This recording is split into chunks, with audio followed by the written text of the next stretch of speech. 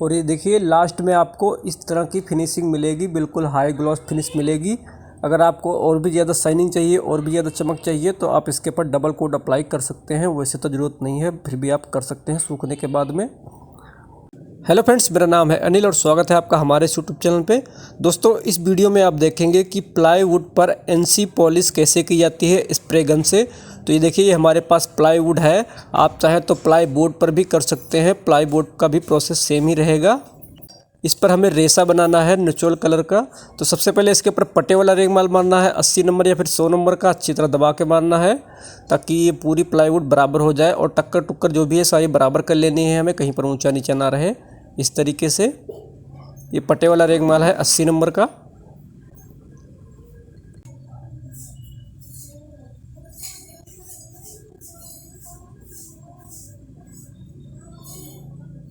रेगमाल होने के बाद में हमें वुड फिलर लेना है, टीक कलर का वुड फिलर। देखिए हमारे पास टीक कलर का वुड फिलर है और इसकी एमआरपी भी देख सकते हैं आप, 230 रुपये है। 1 kg की पैकिंग है ये।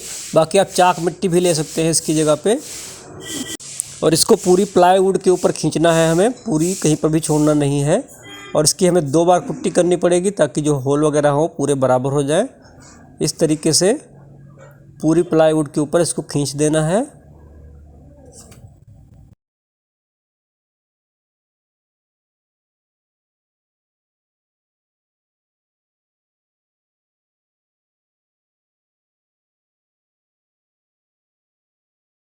फिर इसको थोड़ी देर सूखने के लिए छोड़ देना है। सूखने के बाद में हमें इसके ऊपर रेगमाल लगाना है। रेगमाल आप 220 नंबर या फिर 150 नंबर का प्रयोग कर सकते हैं। 150 नंबर है हमारे पास, वाटरप्रूफ। और इसको अच्छी तरह दबा के लगा देना है ताकि जो एक्स्ट्रा पुट्टी लगी हो सारी निकल जाए, पूरा प्लाईवुड बराबर हो जाए, कहीं पर ऊंचा नीचा ना हो। और फिर हमें इसके ऊपर मारना है सीलर। इसके ऊपर हम सैंडिंग सीलर का प्रयोग करेंगे। देखिए सैंडिंग सीलर है एनसी सैंडिंग सीलर। ये आधा लीटर की पैकिंग है और इसकी एमआरपी भी देख सकते हैं आप, 115 रुपये है। और इसमें आप चाहें तो लाइकर भी मिक्स कर सकते हैं, आधा लाइकर और आधा सीलर भी कर सकते हैं, जिससे कि ज़्यादा मजबूत हो जाएगा। बाकी आप सिंगल भी यूज कर सकते हैं, कोई दिक्कत नहीं है उसमें। इसको पतला करने के लिए इसमें एनसी थिनर मिक्स करना पड़ता है। 1 लीटर में लगभग 500 ग्राम तक एनसी थिनर डालना होता है। बाकी आप अपनी ज़रूरत के हिसाब से थिनर मिक्स कर सकते हैं। इसको आपको पतला ही चलाना है, मोटा नहीं चलाना है, नहीं तो निशान आएंगे उसके। और दोस्तों, ये है हमारी ई बुक। इसमें आपको सभी प्रकार के पेंट और पॉलिश की डिटेल मिल जाएगी विद मटेरियल के साथ में, कि कौन सी पॉलिश कहाँ पर होती है, पॉलिश करने का प्रोसेस क्या है, मटेरियल क्या क्या लगता है, सारी जानकारी इसमें दी हुई है। और इसी में आपको मेरा फ़ोन नंबर भी मिल जाएगा। अगर आपको कोई जानकारी चाहिए तो आप मुझे कॉल कर सकते हैं या फिर व्हाट्सअप भी कर सकते हैं। खरीदने के लिए वीडियो के डिस्क्रिप्शन में जाइए, वहाँ पर लिंक दिया होता है।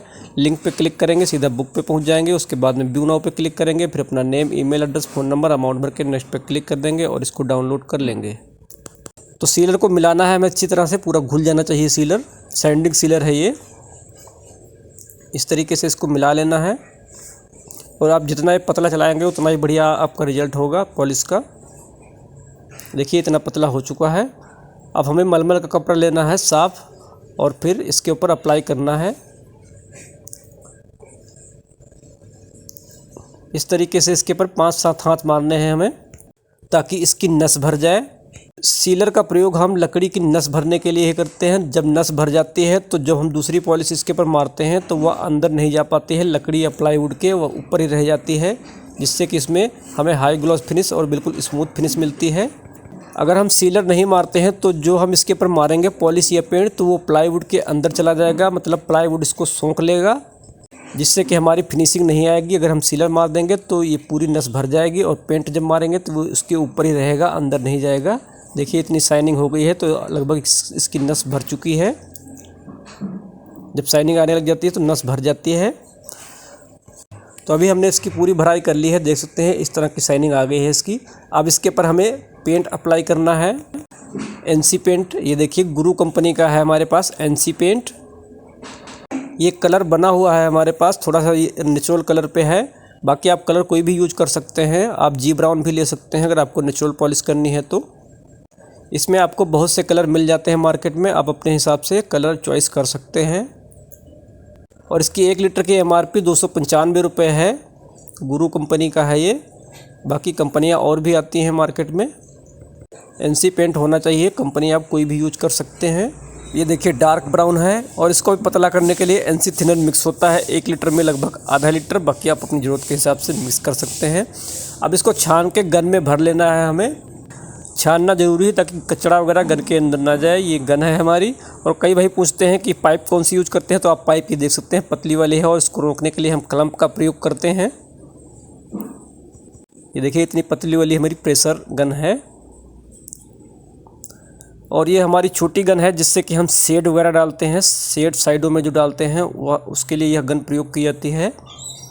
पहले हम बड़ी गन से पेंट अप्लाई करेंगे, उसके बाद में छोटी गन से शेड डालेंगे इसके ऊपर।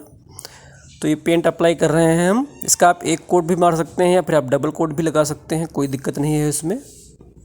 और इसको आप पतला पतला भी मार सकते हैं क्योंकि हमने जो प्लाईवुड की नस है वो भर ली है पूरी सीलर से, तो इसको आप पतला पतला भी मार सकते हैं, कोई दिक्कत नहीं जाएगी इसमें।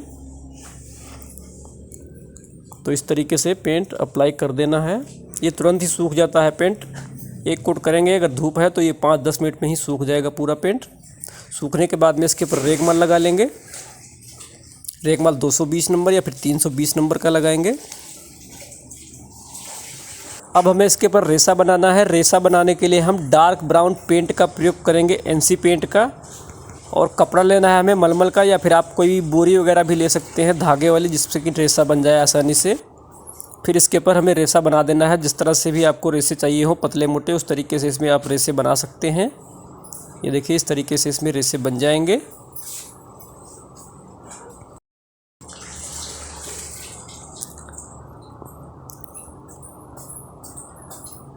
तो देखिए रेसे बन चुके हैं। अब हमने जो इसके ऊपर पेंट मारा था पहले, उससे हम हल्का हल्का इसके ऊपर फवारा सा मारेंगे, हल्का सा, ताकि हमारे रेसे बराबर हो जाए, कहीं पर ज़्यादा और कम ना दिखाई दे।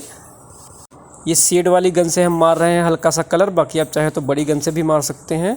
इस तरीके से हल्का हल्का मार देंगे तो जहाँ पर भी रेसे कम ज़्यादा होंगे तो वो सेट हो जाएंगे अपने आप ही।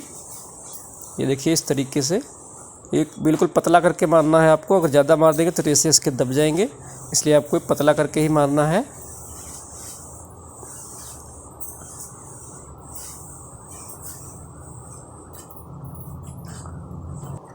ये देखिए अभी रेसे थोड़े से बढ़िया दिखाई दे रहे हैं और कहीं पे कम ज़्यादा भी नहीं है। जब हमने रेसे बनाए थे तो कहीं पे कम हो गया था, कहीं पे ज़्यादा हो गया था। तो अभी हमारे रेसे बिल्कुल बराबर दिख रहे हैं। तो अभी हमें इसके ऊपर साइड में शेड डालना है। तो शेड डालने के लिए हम ब्लैक पेंट का प्रयोग करेंगे। ये देखिए ब्लैक पेंट है, एनसी ब्लैक पेंट।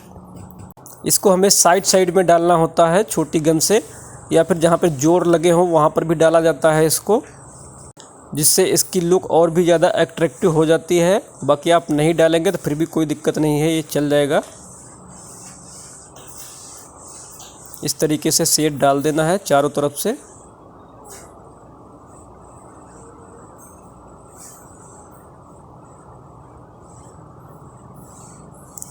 तो देखिए अभी हमारा शेड पड़ चुका है, ये देख सकते हैं आप। अब इसके ऊपर हमें टॉप कोट अप्लाई करना है। टॉप कोट में हम इसके ऊपर मेलामाइन ग्लोसी का प्रयोग करेंगे। देखिए मेलामाइन ग्लोसी है हमारे पास। अगर आपको मैट फिनिश चाहिए तो मैट फिनिश भी कर सकते हैं इसमें। मेलामाइन में मैट फिनिश भी आती है। ये मेलामाइन ग्लोसी, इसकी MRP है 309 रुपये। 1 लीटर की पैकिंग है ये। और ये हार्डनर उसके साथ में आता है। थिनर आपको अलग से लेना होता है। मेलामाइन थिनर बनाने के लिए 1 लीटर में 100 ग्राम हार्डनर पड़ता है और 200 ग्राम तक मेलामाइन थिनर डाला जाता है इसमें पतला करने के लिए। उससे पहले हमें इसके ऊपर 600 नंबर या फिर 400 नंबर का हल्का सा रेगमाल लगाना है ताकि दाने दूने कट जाएं। उसके बाद में हमें इसके ऊपर टॉप कोट अप्लाई कर देना है इस तरीके से। टॉप कोट में हम ग्लोसी प्रयोग कर रहे हैं। इसको मारने से पहले आप आसपास का एरिया बिल्कुल क्लीन कर लें, कहीं पर डस्ट वगैरह ना हो। अगर डस्ट वगैरह हो तो वहाँ पर आप पानी का छिड़काव कर सकते हैं, जिससे कि मिट्टी बैठ जाएगी। तो अभी देखिए हमारा पूरा फिनिश हो चुका है। ये देख सकते हैं आप, इसमें पूरी शाइनिंग आ गई है। ये देखिए इस तरह की शाइनिंग आ गई है इसमें। अगर इसके ऊपर आपको और भी ज़्यादा शाइनिंग चाहिए, और भी ज़्यादा फिनिशिंग चाहिए, तो आप जब ये सूख जाएगा तो इसके ऊपर आप डबल कोट भी अप्लाई कर सकते हैं ग्लोसी का। सूखने के बाद में इसके ऊपर 320 नंबर या फिर 400 नंबर का रेगमाल लगा के आप इसके ऊपर डबल कोट मार सकते हैं, जिससे कि इसमें और भी ज़्यादा शाइनिंग आ जाएगी और भी ज़्यादा इसकी फिनिशिंग हो जाएगी। बाकी मुझे नहीं लगता कि इसके ऊपर डबल कोट मारने की ज़रूरत है। बाकी आप अपने हिसाब से अप्लाई कर सकते हैं अगर आपको करना हो तो। इसी तरह की और अधिक जानकारी के लिए आप हमारे चैनल को सब्सक्राइब करें, क्योंकि हमारे चैनल पे आपको हर प्रकार के पेंट और पॉलिश की वीडियो हमेशा मिलती रहती हैं। Thanks for watching.